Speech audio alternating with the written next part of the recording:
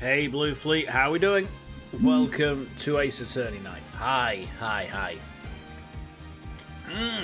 So, Galactic Turnabout Part 2. Yeah, that's what we're doing tonight. We should be able to finish off this case. I probably will not go too far beyond this case because that way we can start the last case of this game. Well, I say the last case, the last main case of this game fresh, and then we've got the DLC ones to do. I think I've mentioned before, we're not going to be going straight on to Spirit of Justice after this because we want to kind of take a bit of a break before the Edgeworth trilogy drops. The trilogy? No, duology. The Edgeworth collection. The edging collection. The Ace Attorney games where you edge, right? So we'll take a bit of a break before then. But in the meantime, we're going to finish up this case tonight, and then we've got 2 more cases to go. We've got about 8, I think it's like 7 or 8 weeks to get through. It's about 8 weeks away that the Edgeworth duology releases, so yeah, we do need to get a bit of a shift on. We might not have very much of a break, it might be like a week. Depends on how long the last couple of cases are, I guess. Anyhow, trial day 2, let's go.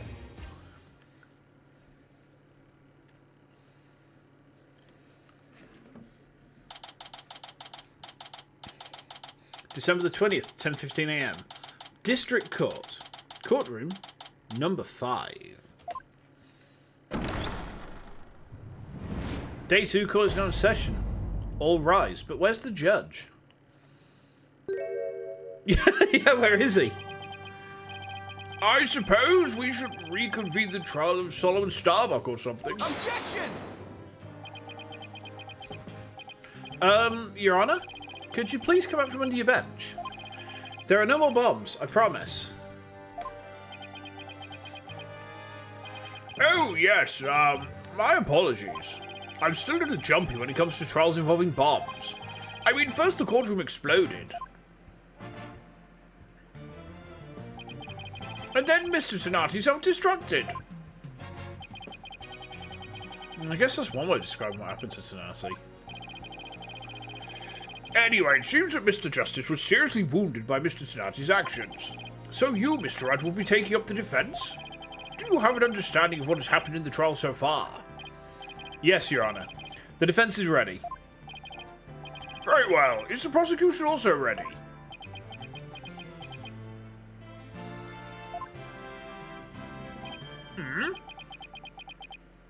I take it you'd like me to give the opening statement this time? Looks like the judge has become a pretty good mind reader. Well, he's certainly seen more than his fair share of colourful prosecutors. Ace Attorney, master at baiting witness, best at edge cases, now investigating in today's episode the mystery balls of the Goon Cave. Yes. Welcome, welcome. You could say something of veteran of sorts. Let's see. In the previous part of this trial, we learned that the victim, Clay Terran, escaped from Launchpad 1 carrying the defendant, Solomon Starbuck. There were explosions on the 2nd floor of the Space Center and on the rocket itself. The 2 astronauts used the Launchpad 1 corridor to reach the boarding lounge. And how could the victim climb down the ladder if he was carrying the defendant?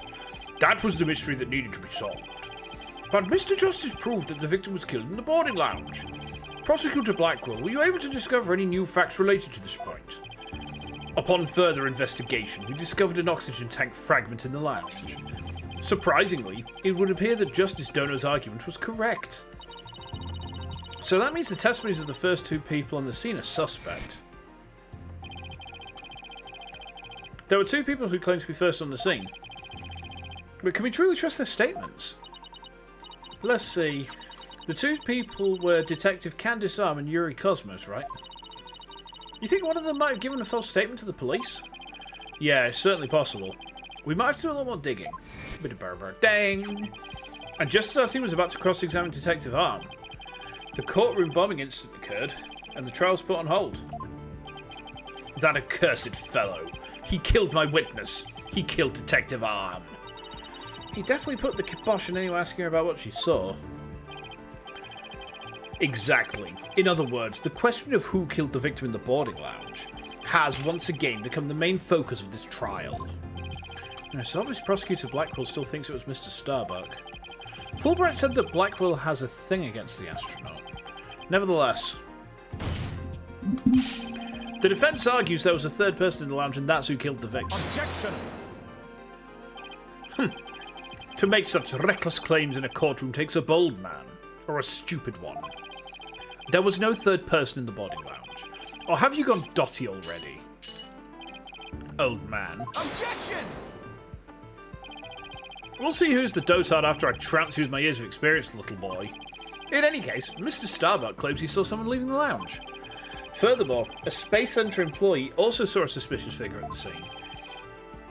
They saw a third person? Oh, did they now? Okay. I see my sister has been running her mouth. That's right, I almost forgot that Aura's Prosecutor Blackwell's sister. No matter, she didn't see this mystery person's face clearly. Therefore, there is no evidence to indicate that this person was not the defendant.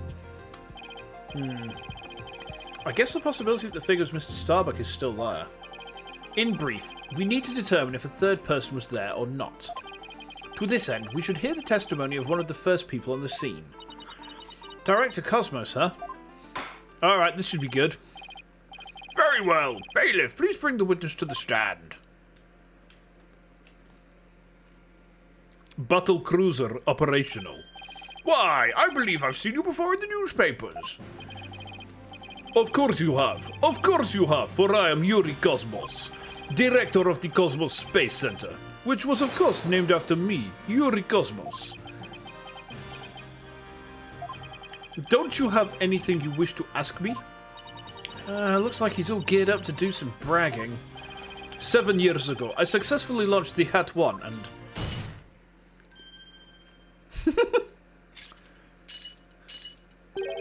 Everyone already knows how brilliant you are.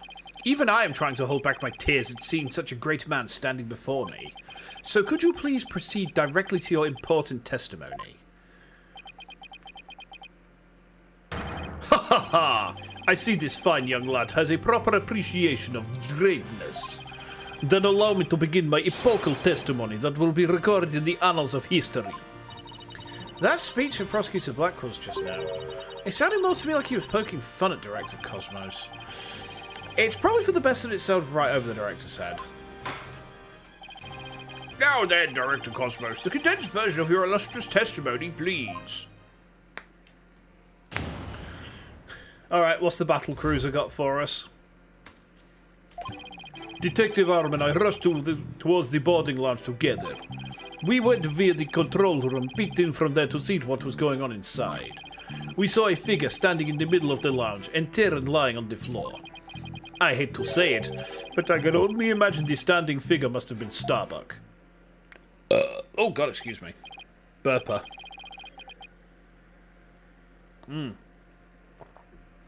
I see. So, in your testimony you claim you arrived on the scene after the two had escaped from the launch pad to the lounge. And just after the victim had been killed. Oh, the horror, the humanity. But what I said is what I saw. And what I saw is what I said. Courageous action to take in the face of such terrifying explosions, wouldn't you say? To save my men, I went personally into the epicenter of danger. Is that Death Jr. from Soul Hunter? No, it's Simon. It's Simon Blackwell. Hold on. It's it's my beloved Badger. Isn't he cute? Risking my own life for theirs. Oh, what do you know? It sounds like the director really cares about his men. Yeah, although it sounds more like he was scared just at a peek from far away. Is the defense ready to cross-examine the witness? Yes, Your Honor. Director Cosmos' testimony is pretty vague.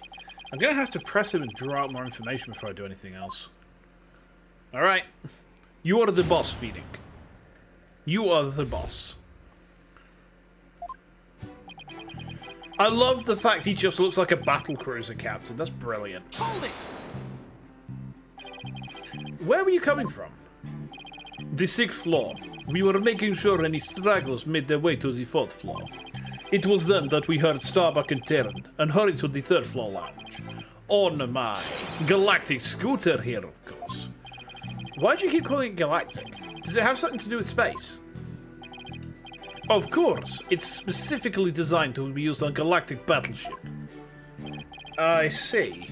Then I take it works in 0G2? Sadly, no. With the current state of technology as it is, I'm afraid it would just float about and be galactically useless. Well, that's a galactic bummer. I see. So you rush to the boarding lounge on your space-age pogo stick. Jump, poker, poker, poker, poker, poker, poker, poker, bounce, poker, poker, poker. And when you got to the scene, what did you see? Okay. So what else? So the... Hold it! Hold it! Well, let's see. According to this diagram, you didn't have to go through the control room to get to boarding lounge 1. It looks like you could have gotten there from the southern corridor as well. Yes, but in her haste, Detective Arm rushed ahead of me towards the control room. All I could do was merely follow behind her. I see. So we peeked into the boarding lounge from the control room door and... Hang on.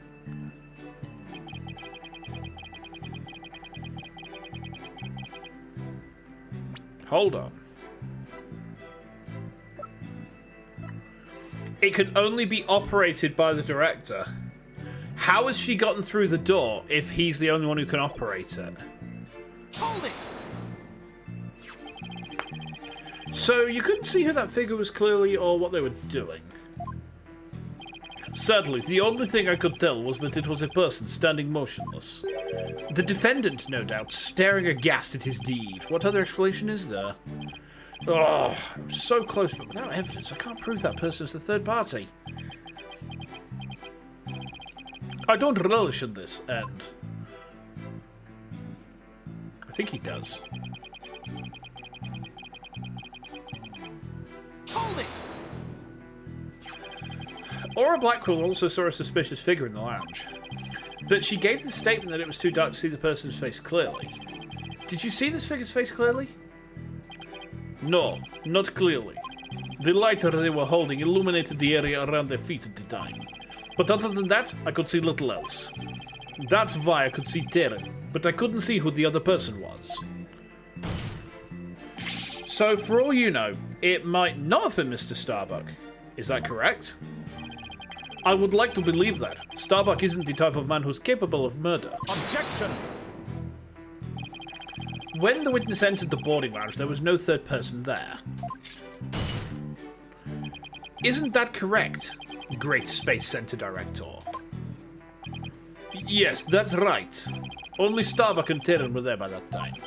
After we peeked in, the lounge suddenly went dark and the figure vanished. You mean they disappeared? That's odd. Objection! The reason the figure appeared to vanish is because it was the defendant. When the witnesses weren't looking, he fell to the floor and feigned unconsciousness. Hold it! Okay. Hold on. Director Cosmos, did you ever take your eyes off the scene?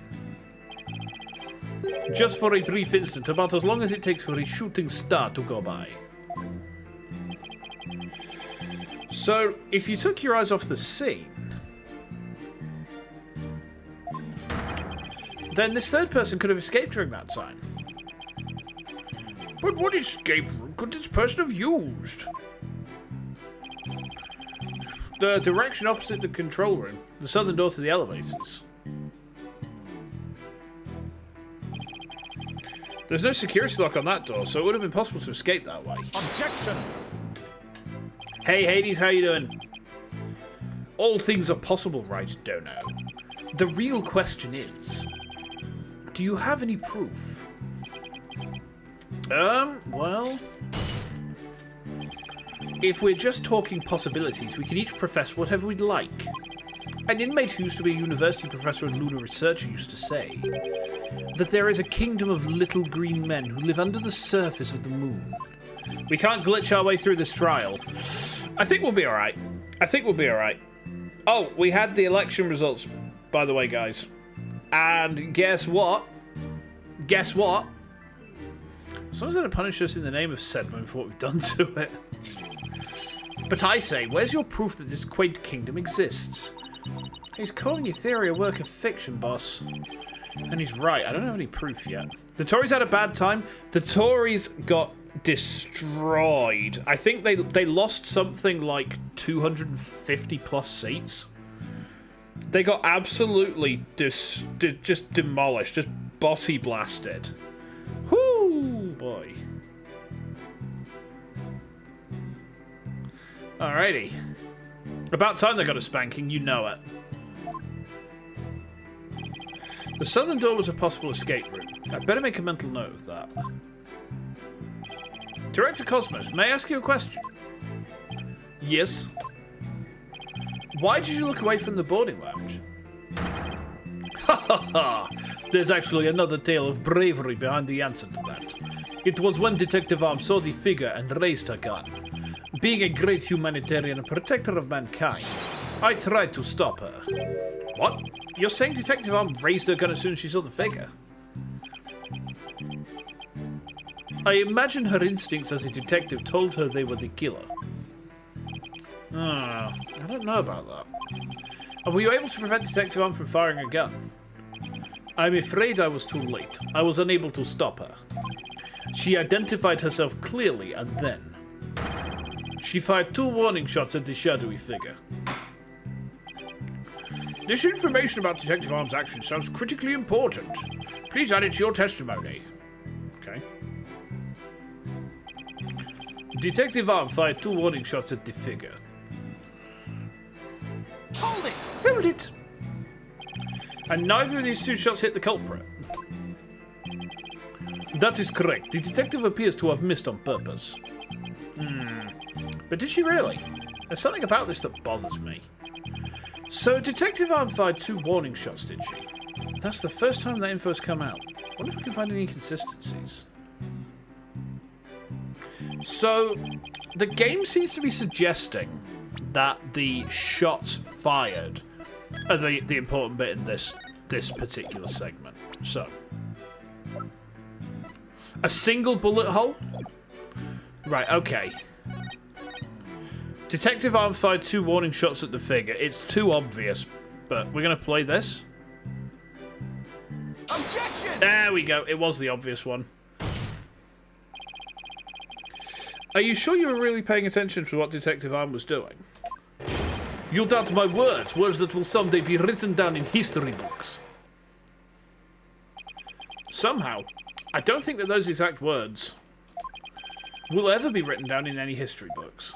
Mr. Wright, could you please explain yourself so that we can all understand? You say that Detective Arm fired 2 warning shots, and yet only 1 bullet hole was ever found at the scene. What? Only 1 bullet hole means the gun was only fired once. And yet Director Cosmos is saying Detective Arm had fired 2 shots. No editor would allow such a glaring contradiction into a history book. Objection! Unfortunately for you, the witness's words are true. We confirmed that 2 shots were fired from Detective Arm's gun. Objection! But there was only 1 bullet hole at the scene. Where did the other bullet hole vanish to? Ah!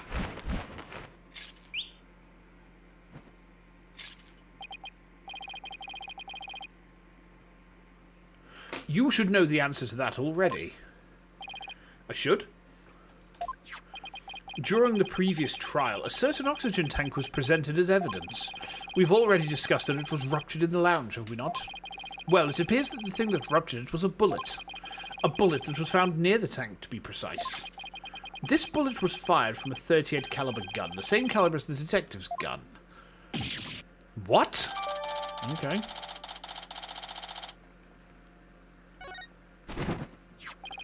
The rifling marks also match up. Let's have a look at this tank.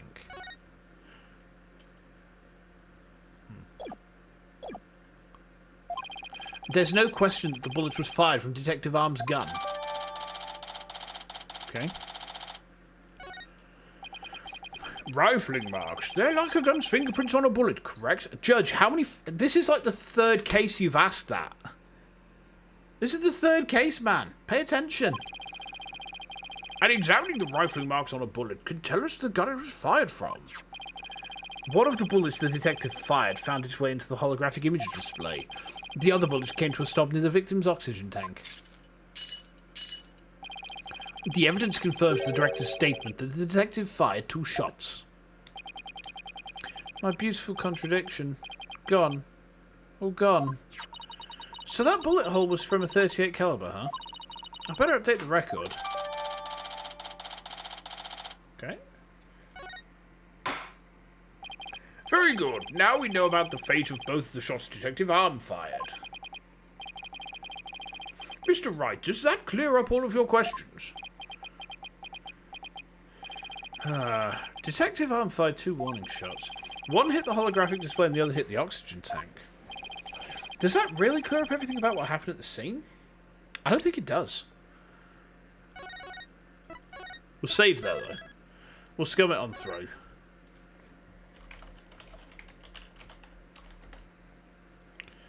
No, it doesn't. No, Your Honor. It doesn't. Detective Arm fired 2 warning shots from a 38 caliber gun. But that doesn't explain the existence of a certain piece of evidence found at the scene. A piece that points to the existence of a third person. Oh? Very well, but it won't do to keep us waiting, Mr. Wright. What piece of evidence suggests the possibility of a third person at the scene? Discovered in a gust that runs along the south wall of the boarding lounge, fired from a 10 caliber handgun. Take that! It's gotta be that. And what is this metal pellet supposed to be? Just a little something of great importance we found at the crime scene, Your Honor. You found it where? In a floor gutter at the crime scene. It looks like the police and prosecution both missed it. Furthermore, this is a 10 caliber bullet, making it much smaller than one of Detective Arm's 38 calibers. Just took down a canopy for the hurricane. Oh boy. Anything happen? Not too much. Please stay safe. Hurricanes are like fucking scary. I think we're getting a bit of the tail, like we're getting a very slight tickle of it, I think. Normally hurricanes that hit America don't normally hit us. Sometimes they do come across the Atlantic and slap us about, but yeah, please stay safe. You know, make sure that you're not taking any risks, and you know, if you're smoking some brisket, then treat yourself to some burnt ends. Then that means... Exactly. One more person must have been there in the lounge. A third person who had a gun that could fire 10 caliber bullets. Ooh. And if that's true, it explains why Detective Arm fired warning shots. This third person fired at Detective Arm and Director Cosmos with their gun. And in return, the detective fired her warning shots. Isn't that how it really went down, Director Cosmos? Ha ha ha! It looks like you've deduced my miraculous tale of survival. Burnt meat when smoking is some of the best. Yeah, burnt ends are fucking delicious. Absolutely lovely. Yes, you're absolutely correct. The mystery person fired upon us. What's this now? What? You never breathed a word of any of this to me before. Ha ha ha! Well, all great men have a secret or two, don't you know?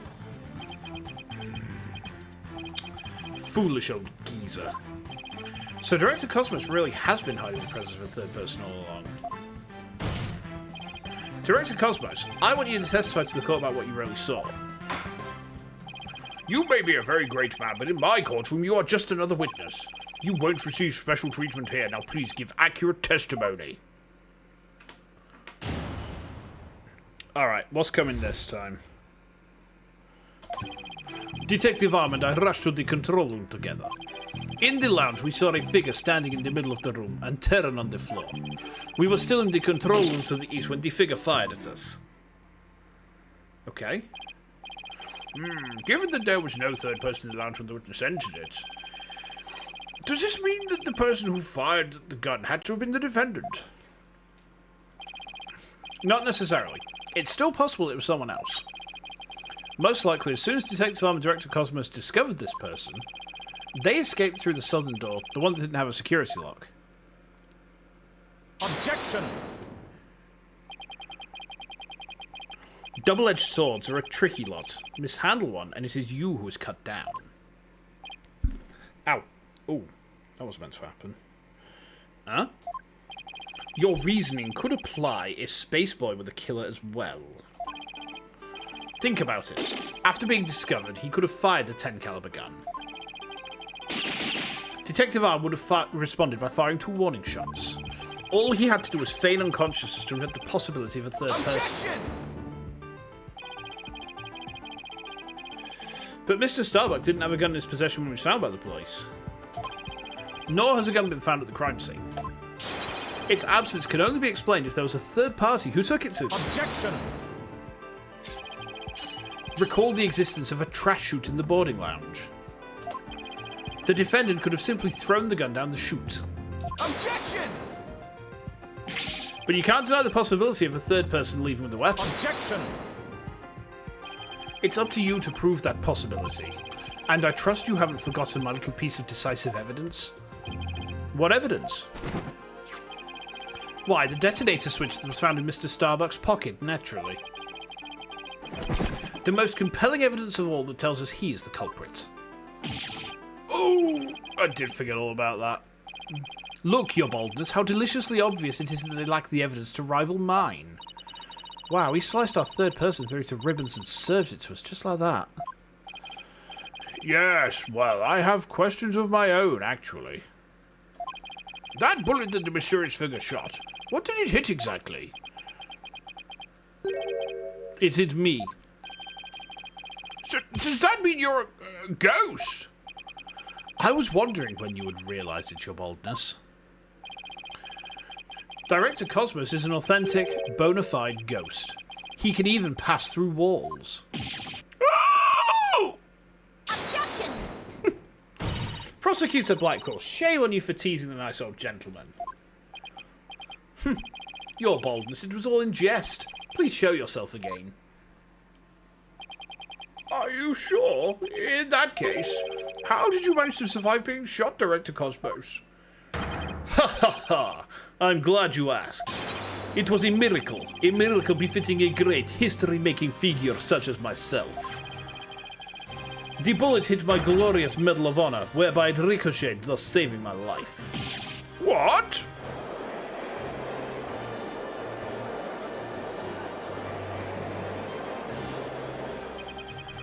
That's unbelievable. I have to check this out. Oh, wow. Look at that. There's only 1 extra Gaiaxa star. The odds are literally astronomical. I guess it really was a miracle. It's beginning to really feel like the Cosmos is watching out for Director Cosmos. But why did you conceal this information, Director Cosmos? A great man such as myself has to hide things on occasion, no matter how much it hurts. It is the plight of the truly great. It may be hard for this generation to understand.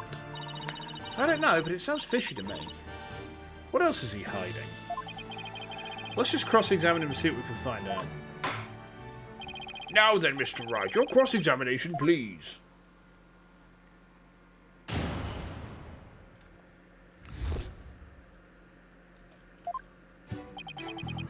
Okay, what's he got for us? Hold it! Hold it! We've already heard all about that part. Don't you have any new information? Well, let me see. If you have an hour or two, I could tell you all about the Hat One miracle. Hold it! We already know all about that too. Tell us about something related to this incident. I see. You want to know about incidents. Well then, let me tell you about the many incidents that made me the man I am today. Yes, if you have the time, I will tell you all about the upbringing of this great man. Hold it! You've told us all about that already as well. What we need now is your testimony. Did I really already tell you all about my upbringing? I don't recall doing so. Director Cosmos, perhaps you could save your boastful tales for later. If I must. Well, we peeked in through the control room door and...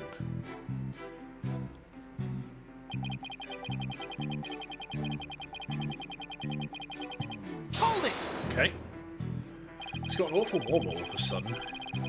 But it was so dark you couldn't see this figure's face, isn't that right? Yes, the room was as deep and dark as outer space itself. Speaking of outer space, during the Hat One Lodge 7 years ago...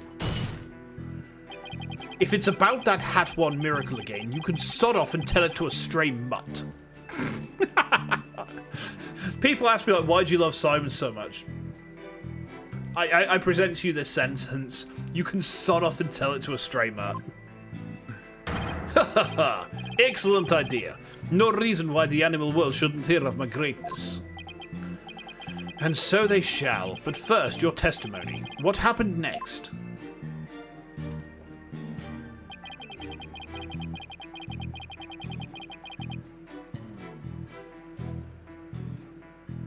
Hold it! Okay. So in other words, you were fired at whilst you were at the control room door. That is correct. There's something not quite right about that. Director Cosmos, the bullet this person fired hit you, isn't that right?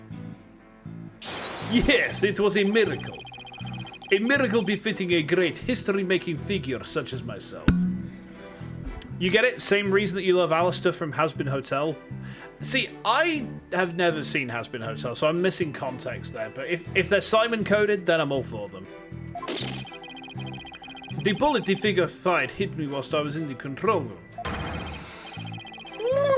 But as the Cosmos would have it, the bullet bounced off my glorious Medal of Honor. In that case, the bullet should have wound up somewhere around the control room door. Okay, so Director Cosmos was in the control room to the east, and while he was there, he was shot at by someone with a 10 caliber gun. But the bullet hit his medal, so he was able to escape with his life. He's a very lucky man. No wonder people think he's great. Hey, I'm pretty lucky myself, so if he's a great man, I'm a king of all the cosmos. Okay. We were still in the control room to the east when the figure fired at us. Oh, I've just realised!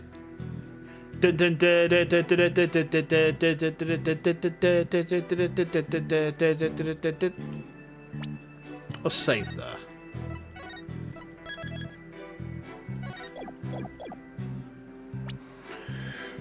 So, oh, excuse me, chat. It's been a long one. Yeah, look, it's a star, man. You see on his chest there? You see that? It's a star, man. Yeah. So you're in the control room to the east. But this was discovered in a gust that runs along the south wall of the boarding lounge. So I think this is the thing we play here. Objection! Yep, there we go. Director Cosmos, I believe you're telling this court a glorious lie. A great man like me, tell a lie. Have you ever heard of such a thing in all of history? My accusation is based on the positions of the people who are in the lounge. According to your testimony, you and Detective Ann went in the control room door, and the mystery figure was standing in the middle of the boarding lounge. If, as you say, the figure fired a gun at you from this position, then the bullet would have travelled in this direction. However, we found the 10 caliber bullet here. Or this trajectory and where the bullet was actually found contradict each other. Director Cosmos, where were you really when you were being shot at? No! Ladies and gentlemen, I present to you the human merry-go-round. Objection!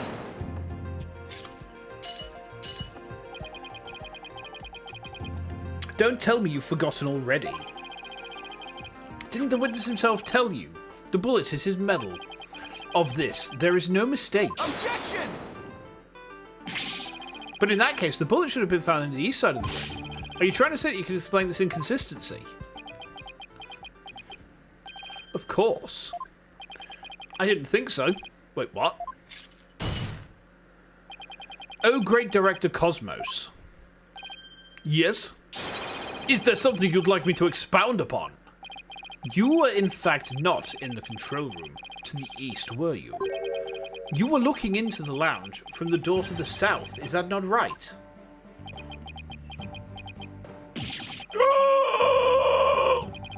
What are you getting at? Use your own brain. Your head must have some other use than housing that bird's nest. Bird's nest? Why does everyone pick up my hair? Director Cosmos and the detective witnessed the scene from the southern door. The killer fired at them there, and that is why the bullet was found in the south. Oh, that makes some sense, actually. Also, the witness being at the southern door is rather favourable for the prosecution. I've got a bad feeling about this.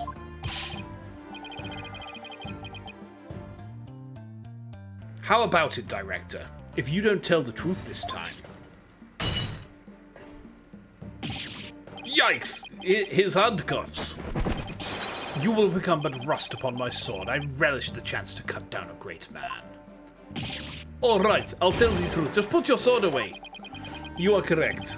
I, the great Yuri Cosmos, was looking into the room from the southern door. What? That's the complete opposite of all the testimonies given so far. And now you have lost the possibility that the third person was in the room. I have? How? The director and the detective were near the southern door, meaning the killer couldn't have escaped through there. The western door beyond required print recognition. The corridor beyond was filled with smoke. The only escape route left was the eastern control room door. And the only way to get through there was with Director Cosmos' fingerprints. Oh. In short, there would be no escape for any third person had there been one. Ah! My third person just disappeared. Like one of Trucy's magic tricks. Oh, she disappeared in her panties, did she, Dad? Oh.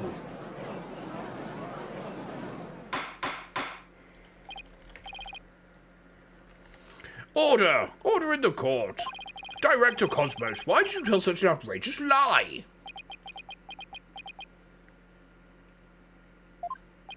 You were covering for the defendant.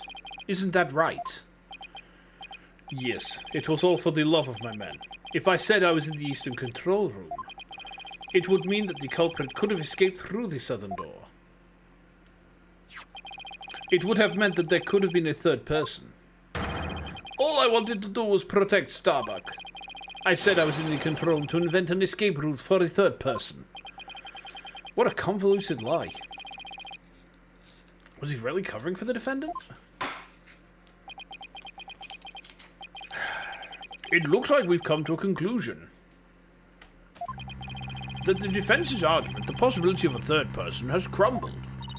No. It's over. Yikes. The judge is about to hand down his verdict. Think, Phoenix, think. This is the perfect time to try and turn my thinking around. If a third person had no way of escaping the scene, then what if one of the people at the scene was this third person? Wait. What if the whole premise is all wrong? Director Cosmos said that he and Detective Arm rushed to the scene together. But what if that premise isn't true? What if one of them reached the scene before the other one? And if that person entered the lounge, then they would be the third person. The defendant is the only one who could have killed the victim and shot at the director. There doesn't appear to be any room for argument against these claims. I will now render my verdict. Objection! Please wait, Your Honour. There's still one possibility. Oh, this had better be good, Mr. Wright. There's one and only one person who could have escaped from the scene. And that person would be the first person who arrived at the scene. Then upon entering the boarding lounge, the second person to arrive came via the southern door.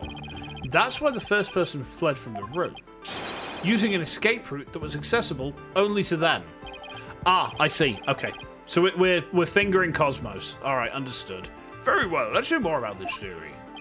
Who is this one person who could have escaped from the boarding lounge? I'm still going to save here. I'm pretty confident I know the answer to this.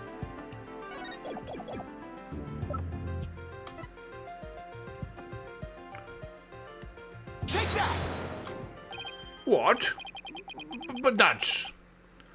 Mr. Wright, what are you claiming here? Of all the people who were at the scene, only the witness could have escaped. The director is the only one with the authority to open the control room door, after all. But that means... Exactly. The true identity of the third person is our current witness. Director Yuri Cosmos. Gah! What? Oh, hang on.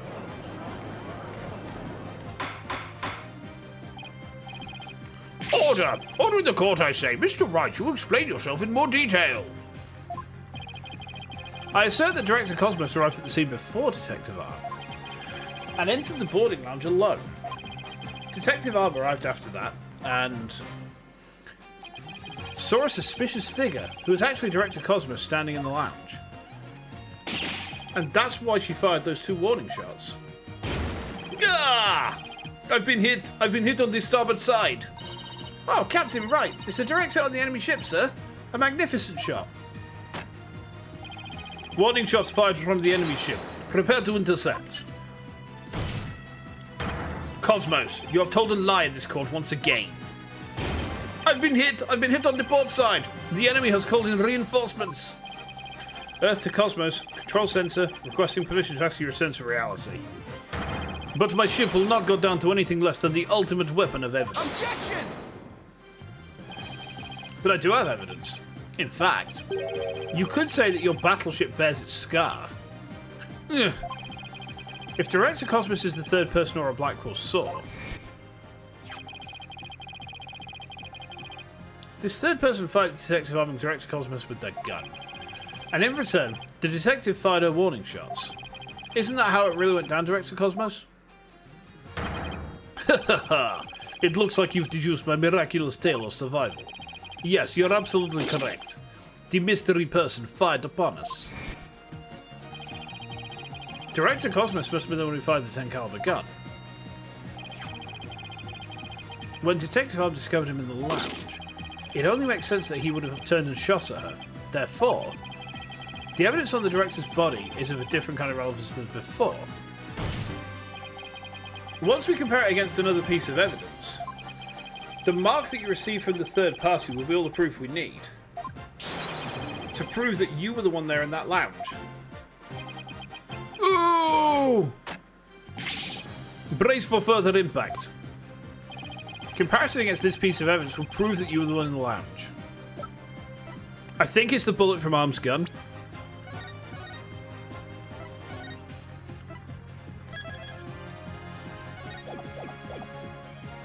Take that! The 38 caliber bullet found on the floor at the scene didn't hit the oxygen tank. It hit Director Cosmos' medal. If we have that ricochet mark on the medal analysed, I'm sure the caliber will match up.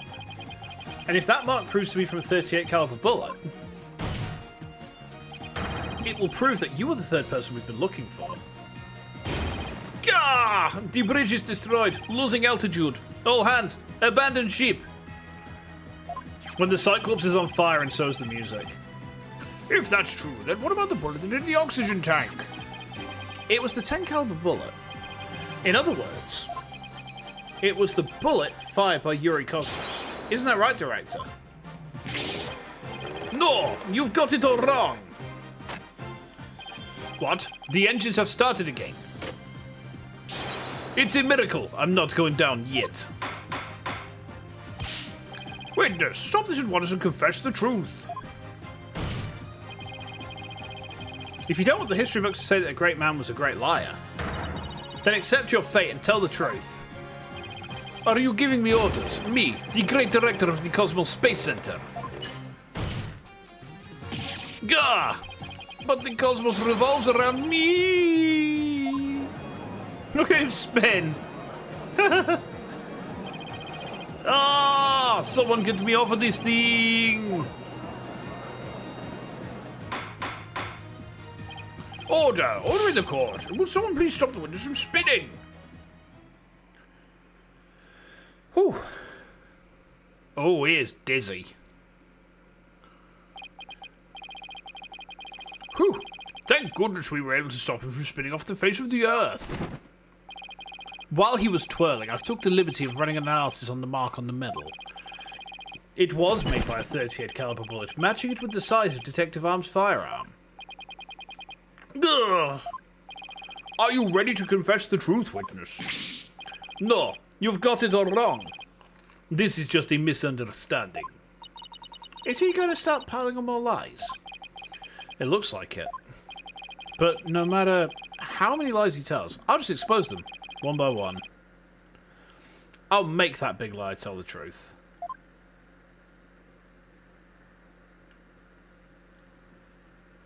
Oh!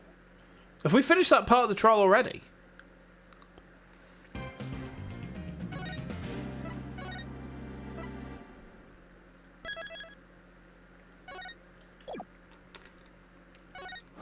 Okay.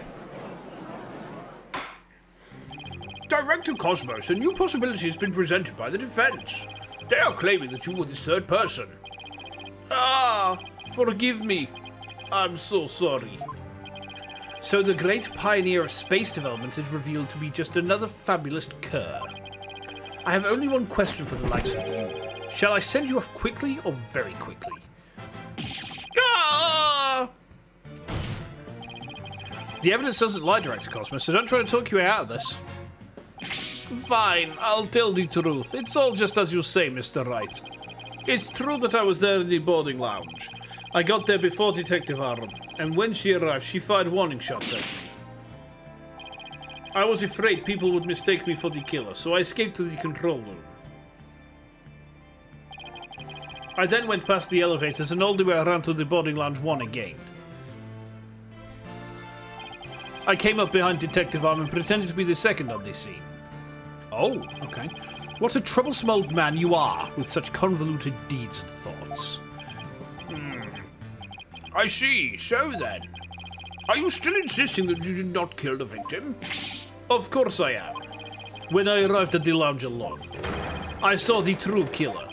The great Yuri Cosmos was a history-making witness. Hold it! Let's hold on one moment. We just proved a few minutes ago that the third person that Mr. Starbuck and Miss Aura Blackwell saw was you. No, it wasn't me. I saw the person as well.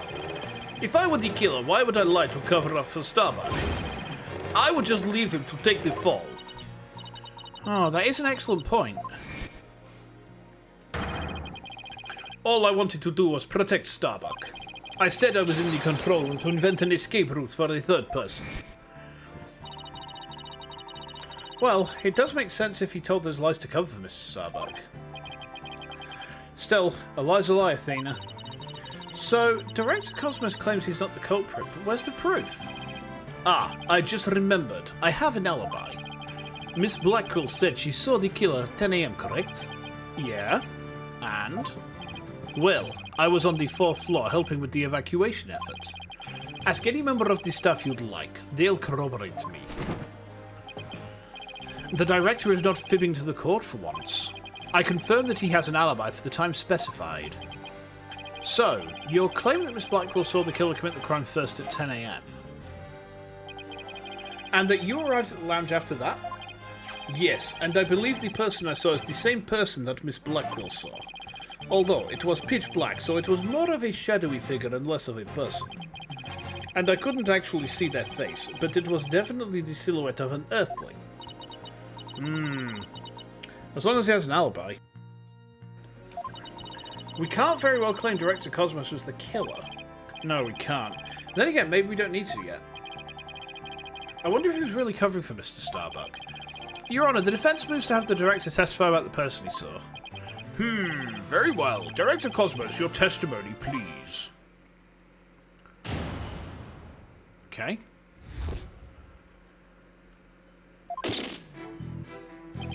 As I tried to enter the lounge, the true killer inside fired a gun at me. I hid to avoid getting shot. But when I tried to get another look, they had vanished into thin air. I was near the elevator side door and, well, the launchpad 1 door. And the control room door should have been shut tight to the killer. So you were shot at by the killer as well, and then they disappeared. Yes, though luckily no harm came to my glorious body. Unfortunately, the bullet hit Terran's oxygen tank. I know because I heard a bang.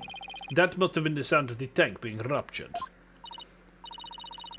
Wait, but I thought the bullet hit his metal. That was Detective Arm's bullet, remember? Right. What a mess this is turning into. So let's see. Director Cosmos has claimed that when he found Mr. Terran and his killer, The culprit shot a 10 caliber bullet at him. Right, but it actually hit Mr. Terran's oxygen tank and ruptured it. And then the killer disappeared and the director went into the boarding lounge. When Detective Arm caught up and fired those warning shots at him. Judging by his medal, it looks like one of them almost took him out too. Good summary, but that doesn't explain where our mystery killer went. Director Cosmos, I was wondering if you could elaborate on when the figure disappeared.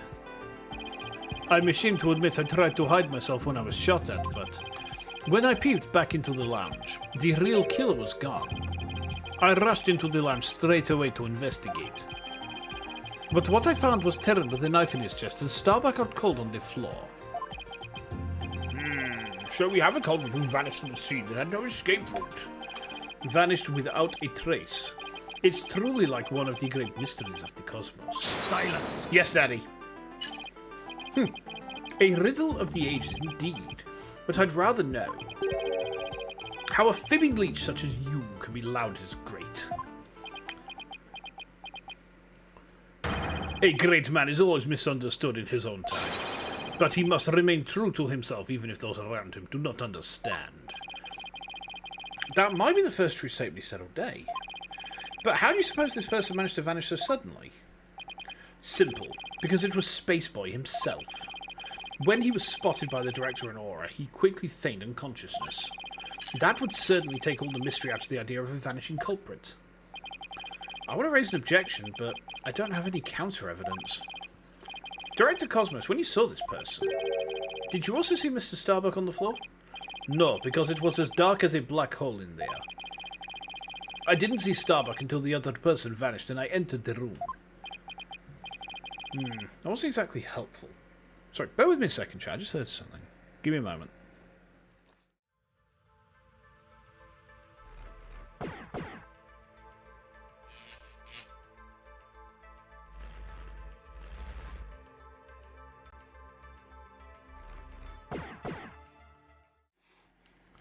Yeah, wife's home, so, just heard her, pottering about.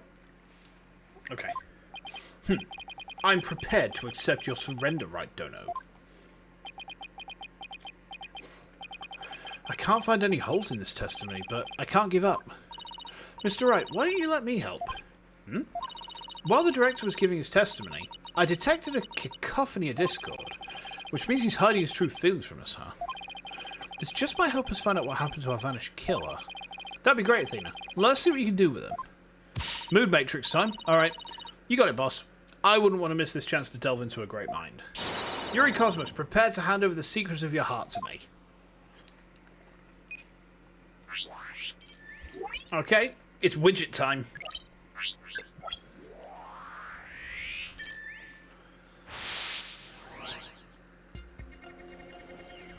As I tried to enter the lounge, the true killer inside fired a gun at me. I hid to avoid getting shot. But when I tried to get another look, they had vanished into thin air. I was near the elevator side door. And well, the launchpad 1 door. Why is he sad about that? And the control room door should have been shut tight to the killer. Ha. Got it! Correct me if I'm wrong, but you seem afraid of the launchpad door. The great Yuri Cosmos? Afraid? And what basis do you have for that outlandish accusation? Whether I have any basis or not, you seem quite distressed by it. I'm most certainly not. Director Cosmos, there's something about that launchpad door you're not telling us, isn't there? Ugh. Ah! Wow, he's speechless. Looks like he hit the nail on the head, boss. Ugh. It's working, boss. One more punch and it'll be a knockout. There seems to be one more emotion that's at odds with his testimony. Go get him. Alright, back in the Matrix it is. Time to pinpoint our way to victory.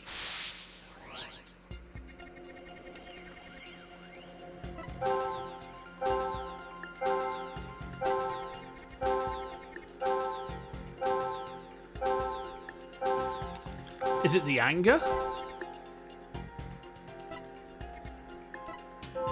Is it the lack of emotion? Let's go for the anger.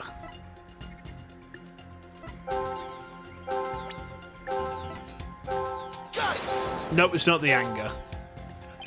When we view your emotions alongside your testimony, we find the unexpected emotion... Wait a minute. There really isn't anything strange here. I don't know, but I think maybe we made a mistake, Mr. Wright. I think maybe you're right. Let's take another look. There must be an unexpected emotion here somewhere.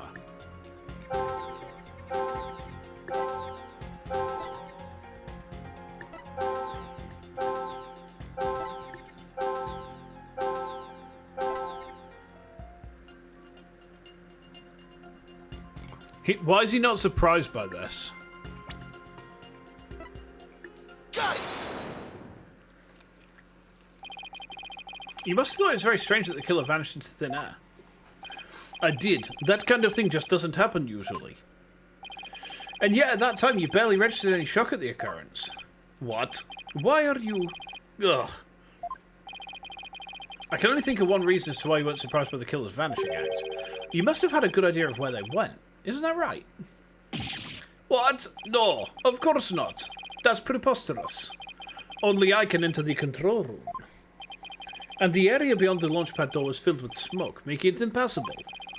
And as for the southern door... I was standing right there, so there was nowhere for the killer to run to. Maybe, or maybe not. You went into the room to check on Mr. Starbuck and Mr. Terran, yeah? What if the culprit took that opportunity to silently slip out through the southern door? I highly doubt it. As you recall, right after I entered the lounge, Detective Arm came rushing towards it herself via the southern hallway. Anyone trying to escape through there would have been caught by her. And yet the director wasn't surprised the killer vanished. So you're absolutely sure there was no escape route for the culprit to use? I'll just input those two pieces of data and... yeah, just what I wanted to see. Presto changeo. Less Discord. It looks like we're on the right track. Thanks, Athena. Now it makes sense of what we learned. Director Cosmos wasn't surprised the culprit suddenly vanished from the lounge, which points to the possibility that he knew where the killer had escaped to. Furthermore, talking about the doors to the launchpad made him uneasy. In other words, he's probably hiding something about the Launchpad 1 door. When we put these two pieces together, only one solution to this puzzle comes to mind. Director Cosmos, did the real killer escape through here? I think it's the trash chute.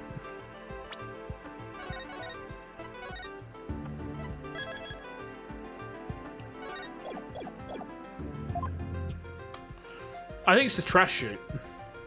Take that! The culprit escaped through there? That's right. There's actually a secret corridor hidden there.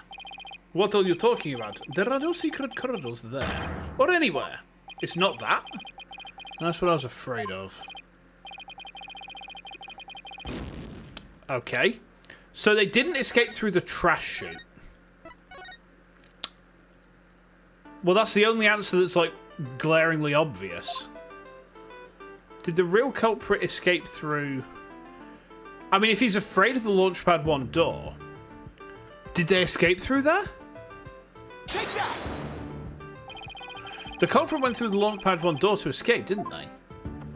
Yes, I mean, no. Ah, disaster to starboard. We're going to crash into an asteroid. A master tactician, you are not. But the area beyond that door was filled with smoke, wasn't it? True, but this is still the only logical answer there is. If we can just figure out what the director is hiding about the Launchpad 1 door, we should be able to iron out the logical inconsistencies. Good, but that door requires fingerprint recognition. Only Starbuck, Terran and I have access. I don't see how the killer could have opened that security lock, do you? That's an easy one. The killer was right there in the boarding lounge, meaning there's a way he could have easily gotten past that security lock. Come to think of it, we did examine the prints on the fingerprint recognition device. I propose that the killer used this person's fingerprints to get past the security lock. Hold on. Oh, we can't check the court record. Shit. Okay.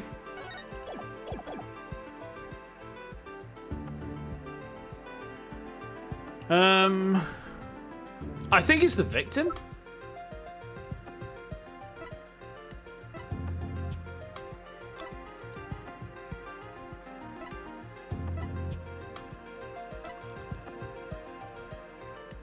Or maybe it was Solomon's? We'll try Solomon first. We can always reload if that's wrong. Take that! That's... Mr. Starbuck was lying unconscious there in the boarding lounge. Anybody could have easily gotten past the security lock by using Mr. Starbuck's prints. And actually, Mr. Starbuck's prints are exactly what I found on the device's screen. See, that's what I was wanting to check. Because I couldn't check that. I couldn't check the fingerprint evidence, could I? Ah! It looks like he does have something to hide about the Launchpad 1 door. And I'm betting it's got something to do with the culprit's escape route. But I don't have enough information to see the whole picture yet. You know, something just occurred to me. Would you like to hear it? Hmm? Oh, yeah, by all means. There's a security camera in boarding lounge 1. Right. Oh, right, the one that recorded the victim and the defendant. What about it, Your Honor? If the true culprit escaped into the Launchpad 1 corridor, then that might be recorded in the security footage as well. Then the mystery will be solved. What do you think of my logic?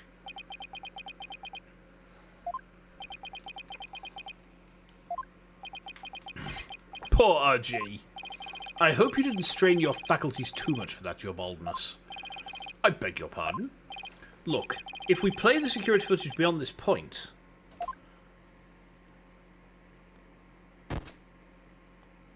Oh my! The footage cuts off! The camera was running on backup power, but apparently the power cables were damaged. Most likely by the after effects of the explosion. There is no footage after this, be it of criminals or space aliens. And I thought it was such a good idea too. Just because your grandchild is watching from the gallery. It doesn't mean you should try to show off too much, Grandpa Boldness. Prosecutor Blackwell, how did you know about my grandchild? I think his grandchild just learned a little about the harshness of the adult world.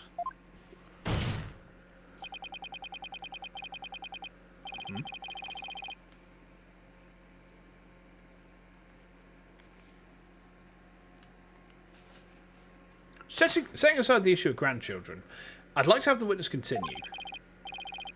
Director Cosmos, could you tell us more about when you entered the lounge? If I must. Okay. I hid to avoid getting shot. After the killer vanished, I went into the lounge. But that's when Detective Arm appeared from the elevator side door. And then, the detective shot at me.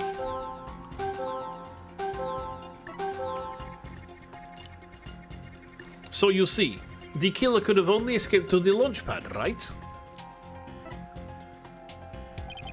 What do you think about Director Cosmos' emotional responses, Athena? Actually, my cat is really sick, you know. What? Oh, I'm very sorry to hear that. And on top of that, my dog just doesn't seem to want to play with me. Why are you telling me all this now? Just humor me, okay? Now, when you heard about my cat, and then about my dog, which story made you feel sadder? The story about your cat, of course, it's only natural. Exactly, that would be the natural reaction. But there's nothing natural about the director's reactions. I think I know how each individual reaction changes across the whole testimony will be key. Sounds unnaturally complicated. Well, some of it doesn't surprise me.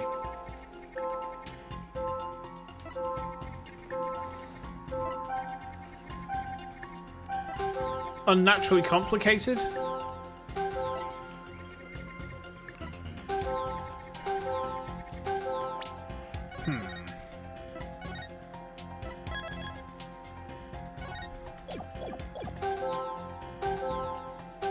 So he's angry, surprised.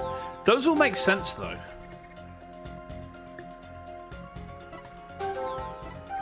His reactions are unnaturally complicated.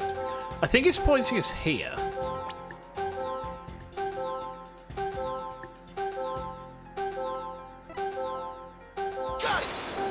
No.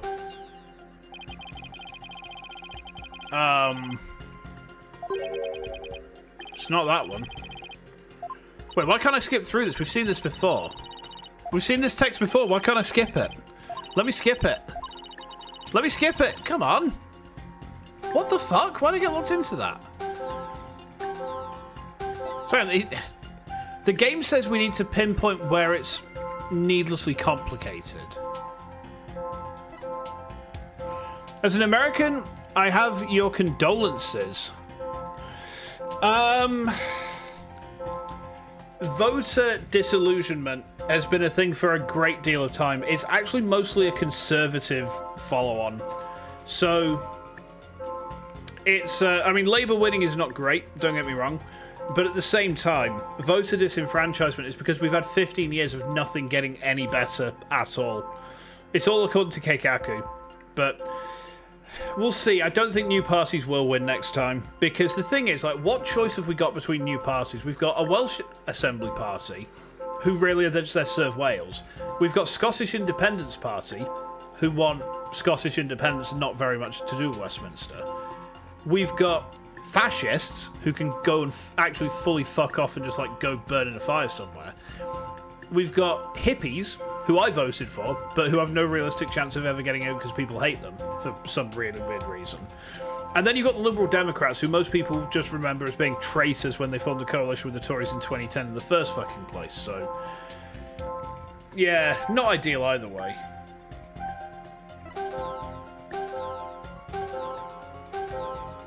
No, none of these emotions, like, this is the only one that kind of jumps out at me. No? It's random bullshit go time, chat. We're just gonna have to throw something at the wall and hope it sticks. Alright. I hate it when Ace Attorney does this to me. I hate it when Ace Attorney makes me do random bullshit go. Alright.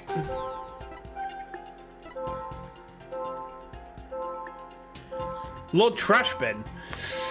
He is a statement. He's not a he doesn't have any clout politically. He'd never be able to win an election. No? Yeah, we're just gonna have to throw random bullshit at this one, chat, because nothing about this one makes any sense at all. Alright. So we tried that. Let's try one of these. Somehow, the game expected me to use logic to reach a conclusion that he shouldn't be shocked or surprised about being shot at. If someone who was guarding my space center walked into a room and shot at me, I would 100% be fucking surprised. That was smoking some serious crack. Who the hell thought up this bit? Director Cosmos, why were you so surprised when Detective Arm found you? And again when she fired? Because she shot a gun at him, Phoenix. That's a natural reaction to being shot at. Isn't that a bit unnatural? No! Sadly, even great men such as myself have ordinary human feelings. Our bodies are bound by the forces of gravity and emotions.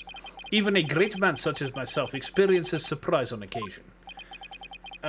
Yeah, I'm sure you do. But my real point is not the fact that you were surprised, but rather what you were surprised by. Pardon me? First, you were surprised when Detective Arm found you in the lounge. And just after that, you were of course again surprised when she shot at you. Well, yeah, but how is that supposed to be an unexpected emotion game? Hmm? He looks the best option. He's a joke candidate. The best option right now is actually the Green Party. That's why I voted for them.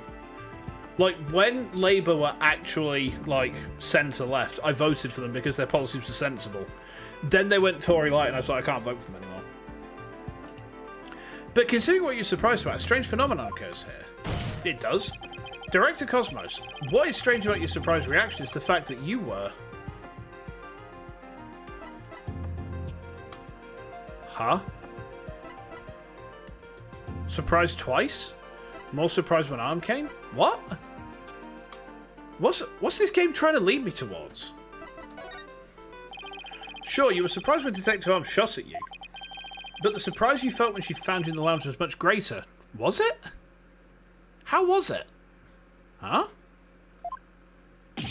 Gah! The fact that you were more surprised by simply being found than by being shot at suggests to me that you were conflicted about whatever it was you were doing there. The enemy has acquired a new weapon. Commence Operation Hide Under Your Desk. Ah! Please tell me I finally sunk his battleship.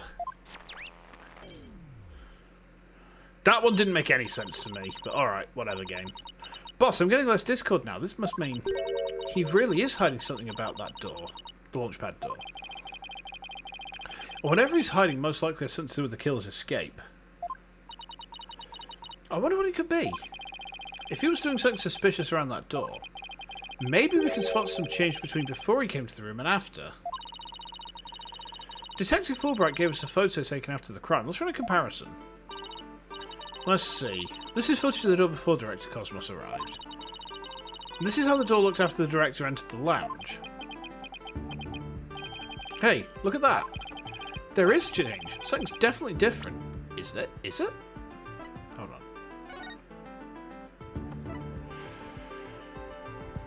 Is it the emergency glass?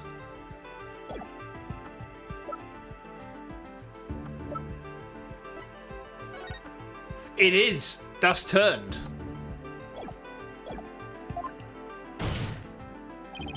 Director Cosmos. What is it? What have you two been up to over there? Finding the answer to what you were doing when Detective Arm found you, that's what. And that answer lies clearly in this footage. All we have to do is compare it to the photo that was taken during the investigation. Don't be ridiculous. If you really have an answer, you'd have pointed it out already. He's asking for it. This is what changed directly after the incident. It's this. Looks like a emergency release. Take that! Take that! The answer is this knob. That's... Your Honor, please take a look at this footage.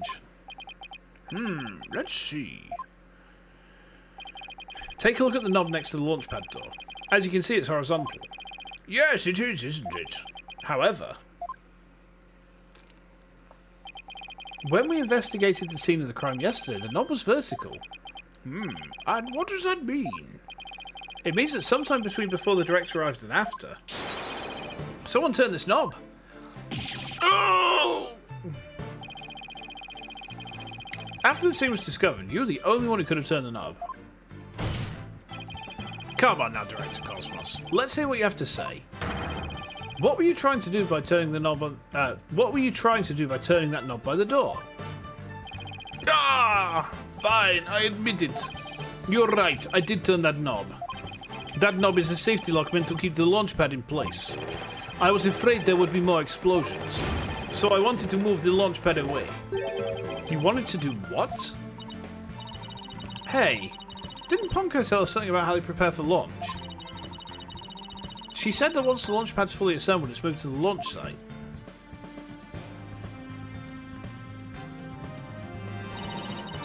But the safety lock in the board latch has to be disengaged first. I guess that clears up what that knob's for.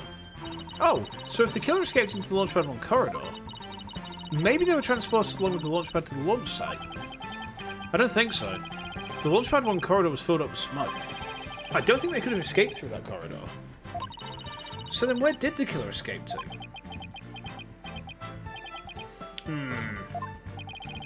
I guess there are still some things we have to uncover.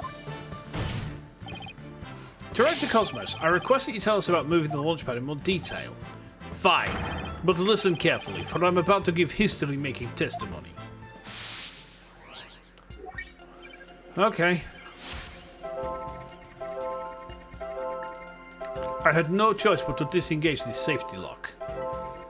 I feared there might be more explosions, so I had to cut the launchpad loose. Surely, the only escape the killer had was through Launchpad 1. But that area was a sea of smoke. Confound it, where on earth could they have gone?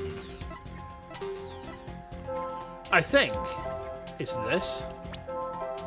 Got it! Yeah, why are they happy about that? I had no choice but to disengage the safety lock. You make it sound like you were reluctant to do so. And yet, when you did it, you felt some joy as if you were very pleased with yourself. Ugh! How do you do it? How do you know everything as if you were there? Pretty impressive, isn't it? This is the power of analytical psychology. Is it, though? Is it? So, can you explain why you felt joy when you disengaged the safety lock? When I think back on the facts we've discovered up to this point, I have to believe that you were trying to fulfill some hidden agenda. Oh, how do you know about that too? Because I'm more or less a pro at guessing. But you have no proof that I had hidden agenda. And even if I did, I would never ever tell you, so there. I know they say people regress as they go older, but you, sir, take the cake. And how could you doubt a man with such great intensity, intelligence, and integrity? Silence! Yes, Daddy. You, a man of integrity, don't make me laugh. Prosecutor Blackwell? What came over him all of a sudden? You've spouted nothing but falsity since you stepped up to the stand. You're not the kind of man that will be glorified in the annals of history. Not for greatness, anyway. Unless you consider greatest barefaced liar an honor. Liar? Uh-oh. His words bite harder than his blade. You moved Launchpad 1 after the explosions. My, how naive you are. You fail to realize how even the facts themselves have betrayed you. You know, just a thought, but modern English can be a friend. And here's a thought for you. Immediately following the bombing, Launchpad 1 was on the boarding lounge 1 side. The police confirmed this on scene. What? Liar! So that means the director didn't move the launchpad. Curse my judgment for calling history's greatest liar to the witness stand. Let us leave him to indulge in his lies and war games to his heart's content. Liar! Objection! But it doesn't make sense. You can't deny that someone turned that knob. And once the safety lock was released, I'm sure the pad must have went somewhere. If we chased out the truth of this issue, we just might find where the killer escaped to. Ah! You're sure it must have went somewhere? We just might find out? Hey Andy, how you doing, man?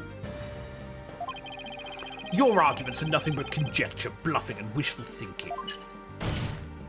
Stop chasing your fantasies and see reality for what it really is. Or are you not man enough to, boy? Oof! He killed Phoenix. We're dead. Ah, talk about hitting below the belt. Youngins these days. I don't understand it. I'm sure Director Cosmos must have moved the launch pad. The knob was definitely turned after he came to the lounge. But the launch pad is right where it's supposed to be. Ugh. Wait a minute. Maybe I have it all backwards. What if the director turned the knob, not to move the launch pad away, but to bring it back to where it was supposed to be? What are you blathering about?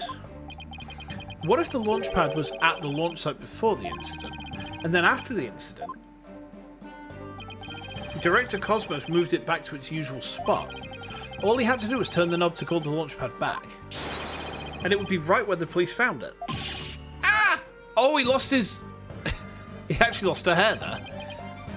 Ha! You made him sigh like Mr. Starbuck.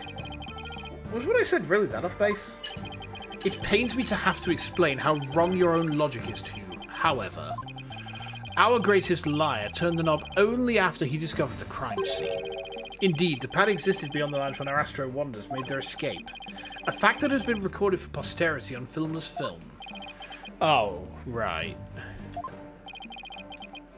So, to reiterate, stop chasing your fantasies and see reality for what it really is, boy.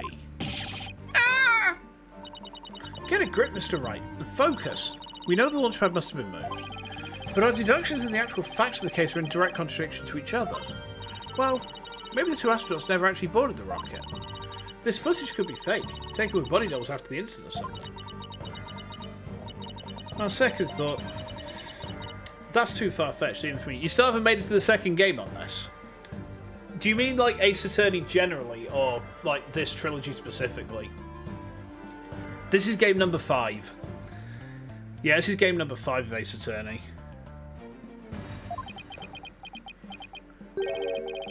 Never actually boarded the rocket. Generally. Oh, you're doing the Edgeworth shooting. Oh, yeah. Case 1-4. Case 1-4 is baller. Word of warning for you, mate. The case after that one is the longest case in the original trilogy. Like, I think it took me as long to complete 1-5 as it did to complete all of the rest of Ace Attorney. It's huge. Hey, wait a minute. Maybe, just maybe. Huh? Prosecutor Blackwell, what if I told you that the two astronauts never set foot inside the launch pad area, but instead went into another place? And what if when the director moved launch pad 1 back, it was not from the launch site, but from another place? What would you say then? Cut the existential bull, or I'll cut you. Mr. Wright, you will explain yourself at once. I know I'm right. It was all the other way around from the beginning. Very well, Your Honor. Let me explain. Director Cosmos' reason for moving Launchpad 1 was to switch it with another place? To trap the true killer? Let's have a look at the court record.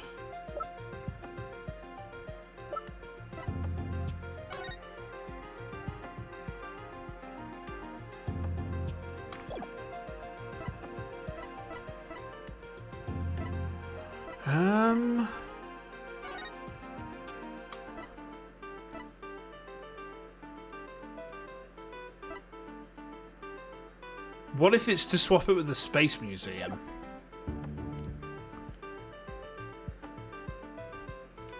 Let's try that.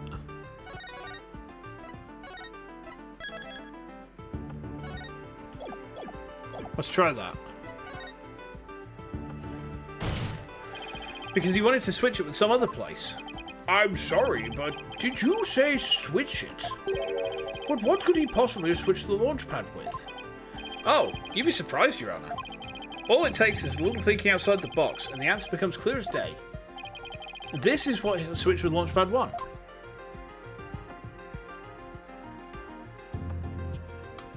Take that! Launchpad 1 was switched with the Space Museum. In the past, the Space Museum used to be Launchpad 2. It has all the same features as Launchpad 1, and can even be moved to the launch site.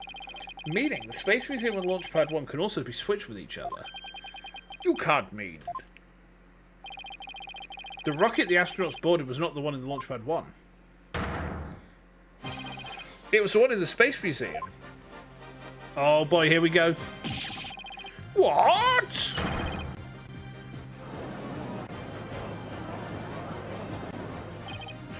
And yeah, it's the only explanation that accounts for every little inconsistency. This is how the Space Center was just before the incident. I see Launchpad 1 in the Space Museum. We've already switched places. That's right. And with the two switched like this, the astronauts entered the Space Museum from Boarding Lounge 1. This allowed the true killer to enter Launchpad 1 from Boarding Lounge 2 and set the bomb on the rocket. Come to think of it, the door to the Space Museum from Boarding Lounge 2. Welcome, welcome. The Space Museum is open to the public every day of the year from 9 to 7. Exactly. Anyone can pass through the door of the Space Museum. There's no fingerprint recognition system on that door. In other words, with the two launch pads switched like that, someone other than Mr. Starbuck could have easily planted that bomb. Gah!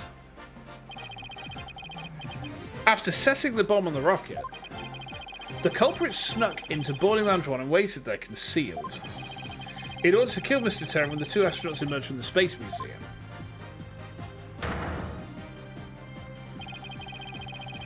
Recall that Miss Blackwell, Mr. Starbuck, and the director all saw a suspicious figure.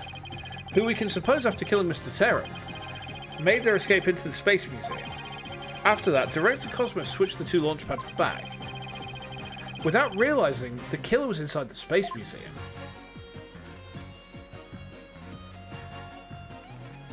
Ingenious.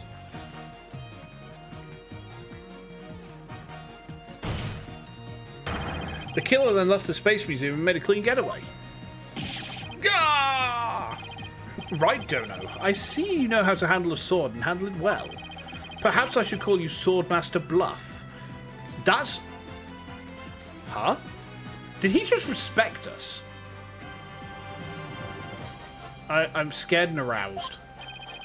I'm a seasoned warrior who's cut down many a prosecutor. Silence! Yes, Daddy. But unless you can prove your theory, it's no better than a rusty sword. Oh, here he is again. That's right, you have no proof I switched the launch pads. Somebody needs a better anger management counselor. If the launch pads really were switched, there might be a record of it somewhere. At this point, Launchpad 1 and the Space Museum were switched with each other. So the corridor beyond the door should be the one that belongs to the Space Museum. Let's see. This is an image of the Launchpad 1 corridor. Do you see anything different when we compare it to the security footage? That number on the floor, hold on. Ah! Yeah. Well, what do you know? It looks like we've proof after all, Prosecutor Blackwell. And if this is just another bluff... Oh, don't worry. It's all right here. Right in this footage. Proof that beyond this door is the corridor of the Space Museum. Very well then. Answer this for me if you would. What in this footage proves that the corridor belongs to the Space Museum? I'm definitely saving there because I know for a fact that, like, if it's going to be, like, really finicky to pin this down. Take that! There's a one on the floor of the launchpad corridor. But take a look at the floor of the corridor in the security footage. Do you see the number on the floor behind the astronauts? It doesn't look like a 1, does it? That's because what you see is actually part of a 2. What? Why is it a 2 and not a 1? That's because the corridor you see is the one to the Space Museum. Gah! Oh! And so that means the corridor in this footage was not filled with smoke. That's right, because the explosion didn't occur in the Space Museum. The explosion occurred in Launchpad 1, on the side opposite the Space Museum. And now that we know that the two astronauts escaped from the Space Museum, the mystery from the previous trial of how they got down the ladder is cleared up. Mr. Terran, carrying Mr. Starbuck, simply took the elevator from the upper level down to the middle level. Just incredible. The two launch pads were actually switched. But you'd think someone would have noticed an event of this magnitude. Everyone was down in the basement shelter when the launch pads were swapped back. There's no way anyone could have known what was happening on the surface. Ah! There we go, we got him.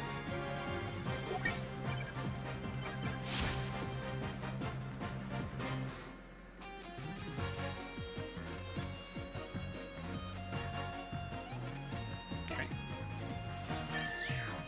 Bye-bye. No more lies, Director Cosmos. It's high time you told us the truth. Ah! My honor, my glory, everything is slipping away. Time to deploy the ultimate weapon. Galactic engine, ignition. What? It's gone haywire. Ah! It won't stop. Ah! Ah, my stars, my glory. Ah! Oh, he's not having a good day, is he? No, not that way. Ah! Good grief.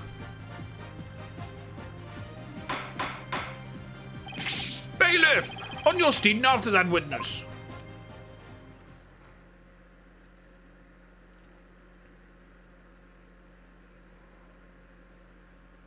He looks defeated. I see we managed to retrieve you before you came to any bodily harm. Director Cosmos, do you admit you switched the launch pads? I admit it's true. I switched Launchpad 1 for the Space Museum. Ah, it's good to hear words I can believe for a change. Before you do, Your Honor, two things. First, we don't know if Mr. Terran had prior knowledge of the switch. As for Mr. Starbuck, he was unaware of his surroundings thanks to his medication. Either way, Mr. Terran would have realised the instant he stepped into the Space Museum that it had been switched with Launchpad 1. So my first question is, if the Space Museum was perfectly fine, why did Mr. Terran feel the need to put on such a dramatic display? As for my second question, I'd like Director Cosmos to tell us why he switched the two launchpads to begin with. Please, I can't. I exercise my right to remain silent. But I will say, my hands were tied. I was only doing what I could to keep my men from getting caught in that blast. The director is, terrified. He must have one heck of a reason for not wanting to explain why. Is he being threatened? Probably not a good time to pry it out of him, huh? Excuse me, but would you mind if I picked up my stars? Without my badge of rank, I'm nothing. I don't see why not. Bailiff, help the director retrieve his stars.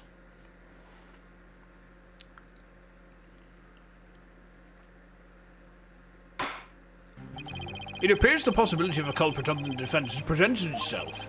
Mr. Starbuck, is there anything you wish to say? I don't get it. Don't get it? What don't you get? Director, why did you do all that? From the very beginning, you never meant for the launch to go ahead, did you? You tricked us. Mr. Starbuck. Starbuck, my boy, I'm sorry. I can't tell you the reason why. But I had to do it to protect this space center. Director, will I ever get the chance to go into space again?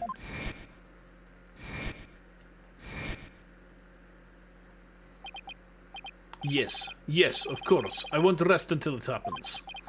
I will get you into space again, my boy. Oh, okay. Then the dream is still alive. Oh, good. Silence! Yes, Daddy.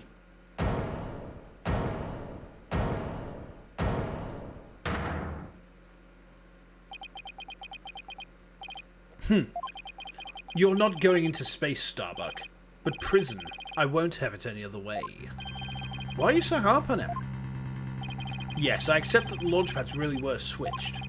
And if there were a third person at the scene, I suppose they could have escaped. But I've yet to see proof of this third person's escape via the Space Museum. Oh, that's a good point. He's right. I don't have any proof. Starbuck, you will spill everything you know. What? Me? Ah! Where did you get those bombs? Tell me now. If you don't, my blade shall feast on your blood. Ah! If I'm gonna die, I wanna die in space. I have to do something. Solomon Starbuck, prepare yourself. Oh, he's getting zapped. Now, you know violence isn't the answer, Prosecutor Blackwell. It's Fulbright. That annoyingly cheerful laugh. It could be none other than...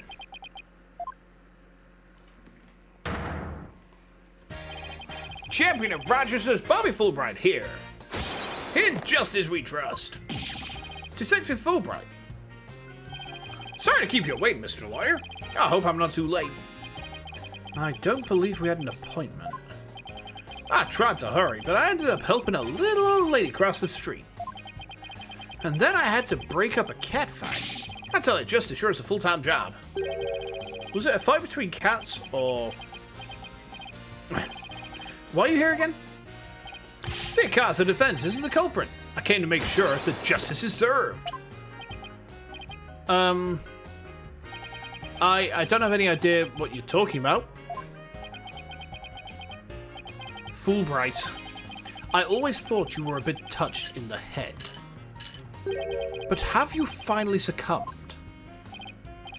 Nope, but it looks like you've succumbed to this phantom of yours. Open your eyes and let the evidence of justice uncloud your judgment.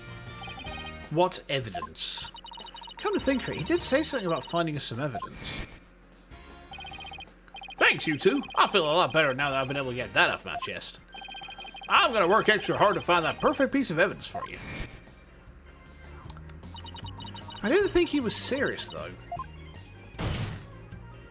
So, what is it, Detective? Is it something that will prove Mr. Starbuck innocent? It is indeed. Have a look at this.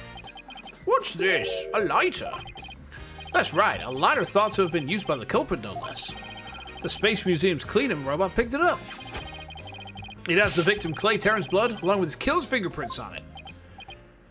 What? Oh boy, everyone's shocked.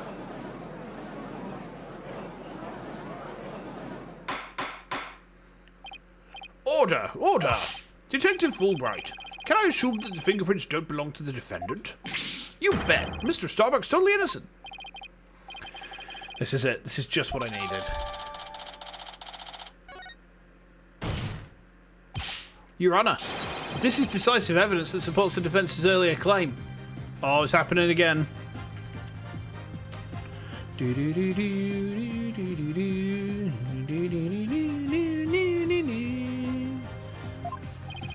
Explain yourself, Mr. Wright. With pleasure, Your Honor. Recall where the slice was found. Based on that, we can extrapolate that after the killer murdered Mr. Terran, they escaped with the lighter in hand to the Space Museum, where they dropped it. The switching of the two launch pads occurred. Then finally, the killer left through boarding lounge 2 and made their escape. Meanwhile, Mr. Starbuck was found in boarding lounge 1 after the murder, a fact that Director Cosmos has testified to.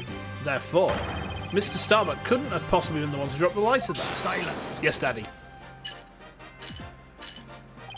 Ah, but the defendant had free reign of the area until Director Cosmos appeared. Could he not have dropped the lighter in the Space Museum during that span of time? Objection! You'd like that to be true, wouldn't you? But Director Cosmos testified that right after he saw the mysterious figure with the lighter, he went into the lounge and found the unconscious Mr. Starbuck. In other words, Mr. Starbuck wouldn't have had the time to double back to the museum. No, Prosecutor Blackwell, this lighter could only have been dropped by the real killer. Urgh. Most importantly, Mr. Starbuck's fingerprints were nowhere to be found on this lighter. I think you understand what this means, don't you? This piece of evidence unequivocally... Excuse me. This piece of evidence unequivocally proves that Mr. Starbuck was not the culprit. Ah! This does indeed appear to be decisive evidence to prove the defence's claims. As to the remote switch that was found in Mr. Starbuck's pocket, we can assume it was planted by the killer on the unconscious Mr. Starbuck. No. There must be some mistake. Frankly, Prosecutor Blackwell, I've been worried about you. You've been chasing this phantom for 7 whole years. I understand your urgency because tomorrow... Silence! Yes, Daddy. Tomorrow. Fulbright, you promised never to speak of that. Hmm? Tomorrow? What about tomorrow? Is he getting, like, hung or something? Wait, hang on. Does he have an execution date? Oh, no. Okay. Given the body of evidence, I think it's safe to say the defendant is innocent, in light of the fact that it was impossible for him to have committed the crime. A few unanswered questions remain, so I look forward to seeing what you two uncover. But for now, this court finds the defendant, Solomon Starbuck. Okay. Okay.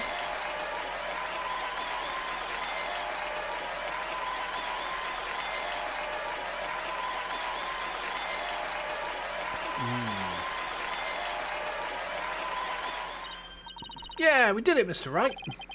Looks like we pulled it off somehow, huh? With some help from Detective Fulbright. Mr. Wright, Miss Sykes, thank you. And please thank Apollo for me, too. You're the best. Oh, I wish we could tell Apollo about Mr. Starbuck's verdict right now. Yeah, me too, but that's going to have to wait. Now that a verdict has been reached, I'd like to bring today's trial to a close. Court is adjourned. Okay.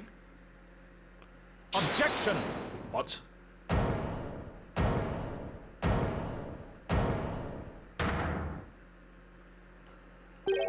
It's too late to object, isn't it? You know the reason Ace Attorney is so popular in Japan is the 99% conviction rate. So the story of an innocent person found not guilty is very cathartic. Yeah, I think that from my understanding, the games on the whole started off as a parody of how harsh Japan's prosecution system is. Like, they definitely assume guilt until proven innocence, from what I understand over there. So, it's, yeah. Like, an innocent person being found not guilty, I can imagine that would make for a really popular story on that side of the world. Too late to object, isn't it? It simply isn't possible. Something's wrong. Prosecutor Blackwell, are you dissatisfied with the verdict? Fulbright, what were the results of the fingerprint analysis for the lighter? Huh? The results? Well, I was in a hurry, you see, and then there was that cat fight, and, well, I kind of got carried away when I heard the prints weren't Mr. Starbucks, so you have yet to read it. Prosecutor Blackwell, can you read out who the prints belong to? Upon thorough analysis, the fingerprints were found to belong to Athena Sykes.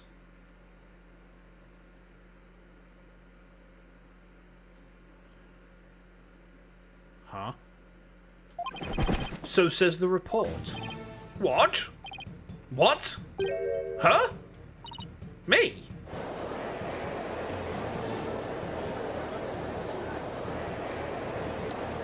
What? Okay. Order, I say, order! Miss Sykes, tell me you have an explanation for this. We just finished proving this ice can only belong to the killer. So finding your prints on it can only lead to one grave conclusion. I don't know how they got on there, but I know I'm not the culprit.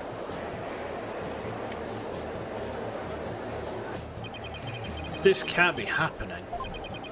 We built up our argument piece by piece, and I don't think any of our reasoning was faulty. So how could it have led to this? Gah! What have I done? Please forgive me. I'm sorry. Order! Order! Detective Fulbright, stop your crying! What the world is happening here? It's like the world's gone mad. Order! Order! I will have order! He's not having order. Oh boy.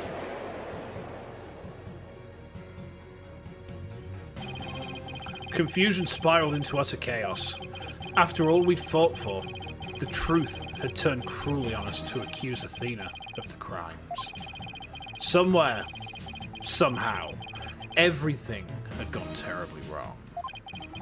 We'd stumbled over the edge of reason and into the jaws of a twisted darkness.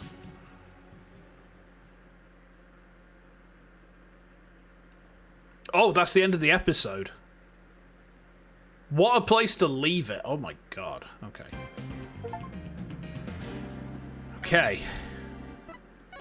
Right, we are going to leave things there for tonight, though, chat, because I don't know if you can tell, my voice is starting to crack, and I'm going to have to go rest my voice, basically. So let's pull over to here.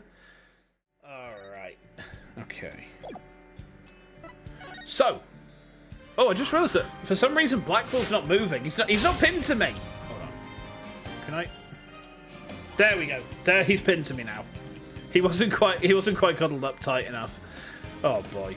Yeah. So I am going to go rest up my voice now. We're going to be getting back to episode 5 of this. Oh, I see someone in the thumbnail. Oh no, I want to play it now. No, I can't. My voice is fucked. Okay. Tomorrow we're playing Azrael's Tear. So, good stream. Thank you. Thank you. Yeah, tomorrow it's going to be an earlier stream. I'm starting 1 hour earlier than normal. I want to do Azrael's Tear as a 2-part, but there's a lot of stuff to read out and like read through, like scrolls and stuff. So we'll break Azrael's Tear into 2 parts. We'll do the first part tomorrow. I want to try and get like about halfway through the game. So we'll see how we go with it. And then Sunday, as before, I'll be on Cielo's channel for her birthday. So that should be neat. That should be neat. I'll put a schedule up on Sunday as well. But in the meantime, cheers for the hangs, chat. Been great to see you all. I hope you had a lot of fun. I certainly did. And all being well, I will see you soon. Until then, take care.